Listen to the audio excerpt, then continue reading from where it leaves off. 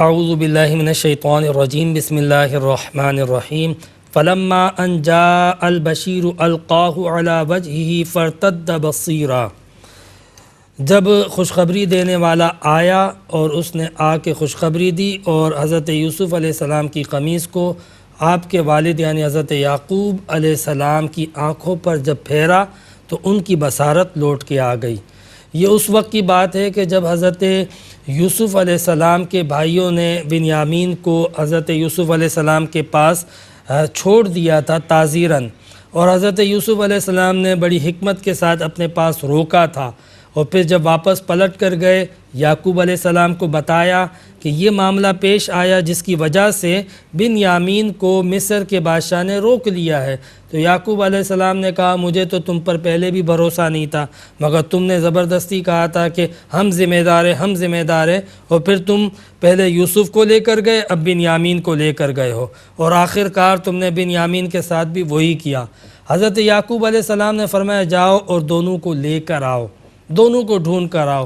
اب یہ تیسرا چکر تھا حضرت یوسف علیہ السلام کے بھائیوں کا مصر میں۔ پہلے چکر میں غلہ لے کر آئے اور وعدہ کر کے گئے تھے کہ ہم بنیامین کو لائیں گے، دوسرے چکر میں بنیامین کو لائے اور چھوڑ کر چلے گئے، اور اب تیسرا چکر ہے جس میں حضرت یعقوب علیہ السلام نے بھیجا تھا کہ جاؤ یوسف اور بنیامین کو لے کر آؤ۔ وہ لوگ دوبارہ واپس لوٹے اور یہ اپنے والد یعنی حضرت یعقوب علیہ السلام سے کہتے تھے کہ آپ یوسف کو ابھی تک نہیں بھولے ہیں۔ ان کے خیال کے مطابق حضرت یوسف علیہ السلام انتقال فرما گئے تھے۔ بہرحال وہ بنیامین کو ڈھونڈتے ہوئے لینے کے لیے آئے اور حضرت یوسف علیہ السلام سے آ کے عرض کی کہ ہمارے والد صاحب جو ہے وہ بہت نالا ہیں، ناراض ہیں اور اپنے بیٹے کے غم میں رو رہے ہیں۔ تو حضرت یوسف علیہ السلام نے اس موقع پر اپنے بھائیوں کو اپنے بارے میں بتایا کہ میں کون ہوں، تم مجھے بادشاہ تو سمجھتے ہو لیکن تمہیں نہیں پتہ کہ میں تمہارا بھائی ہوں۔ اور پھر یوسف علیہ السلام نے وہ ساری علامتیں، وہ نشانیاں، وہ حالات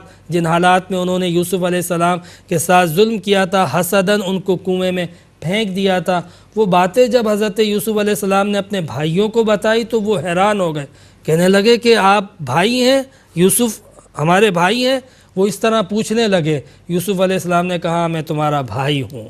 تو وہ بڑے شرمندہ ہوئے کہ واقعی ہم نے تو بڑی غلطی کی تھی، اور پھر معافی مانگنے لگے۔ حضرت یوسف علیہ السلام نے انہیں معاف کر دیا اور کہا کہ اب جاؤ اور میرے ماں باپ کو بھی لے کر آؤ، اور پھر وہاں سے خوشی خوشی حضرت یوسف علیہ السلام کے بھائی جو ہے وہ واپس لوٹے، اور حضرت یوسف علیہ السلام نے اپنے والدین کو لینے کے لیے تقریباً 200 سواریاں اور ساز و سامان بھیجا تھا کہ جاؤ شان و شوکت کے ساتھ میرے والدین کو لے کر آؤ۔ چنانچہ جیسے ہی حضرت یوسف علیہ السلام کے بیٹے جو ہے وہ یعقوب علیہ السلام کو خوشخبری دینے کے لیے گئے، وہاں سے یہ بات آغاز ہو رہی ہے، فلما ان جاء البشیر، جب خوشخبری دینے والا آیا۔ اور یہاں پہ واحد کا لفظ اس لیے ذکر کیا ہے کہ بھائیوں میں سے ایک بھائی یہودا سب سے آگے بڑھا، اس کو اتنی جلدی تھی کہ میں اپنے والد کو خوشخبری سناؤں، اور یہودا وہی تھا جس نے سب سے پہلے حضرت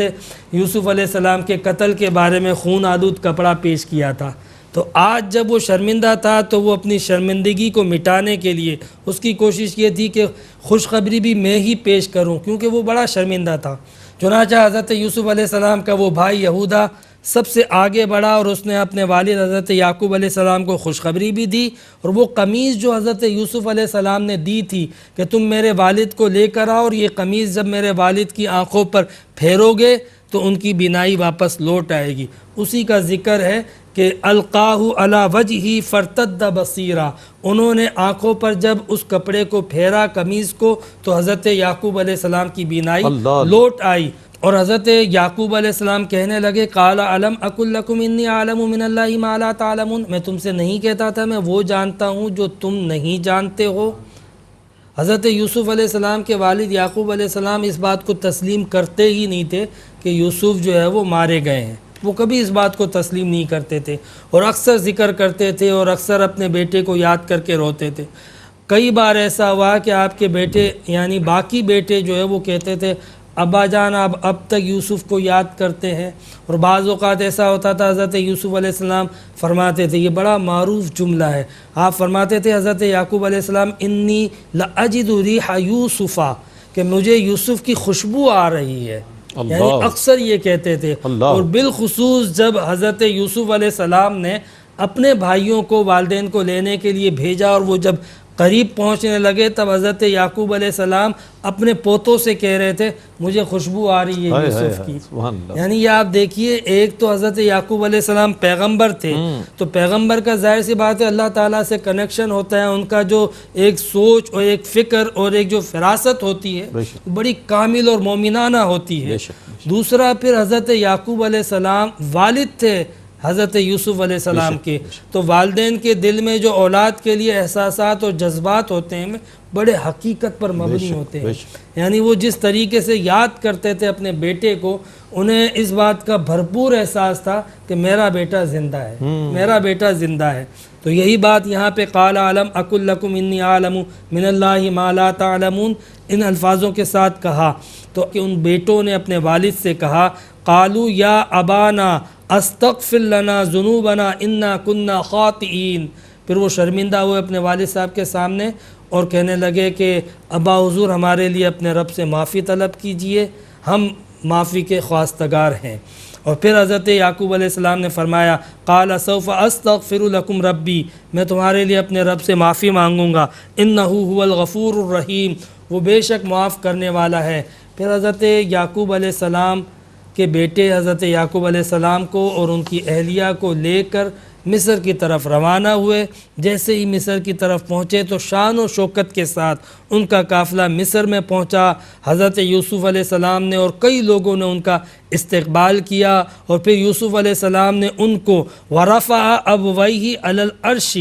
اپنے تخت پر اپنے ساتھ بٹھایا اپنے والدین کو عزت کے ساتھ. مفسرین نے لکھا کہ جب یوسف علیہ السلام اور یعقوب علیہ السلام کی جب ملاقات ہوئی تھی تو یعقوب علیہ السلام گلے مل کے کافی روتے رہے. یعنی اتنے عرصے کے بعد وہ جو نگاہوں کی پیاس تھی, وہ جو دیدار کا اشتیاق تھا, جب وہ پورا ہوا تو اس سے جو سکون ملا, جو اطمینان ملا, کافی دیر تک روتے رہے. اس کے بعد جب حضرت یوسف علیہ السلام نے تخت پر بلند مقام پر اپنے ساتھ بٹھایا, پھر اس کے بعد یہ ہوا کہ حضرت یوسف علیہ السلام کے بھائی اور والدین سجدے میں چلے گئے یوسف علیہ السلام کے سامنے. یہ قرآن پاک میں یہ لفظ موجود ہے وَخَرُّوا لَهُ سُجَّدًا, کہ وہ سب کے سب جو ہے وہ اس کے لیے سجدے میں گرے.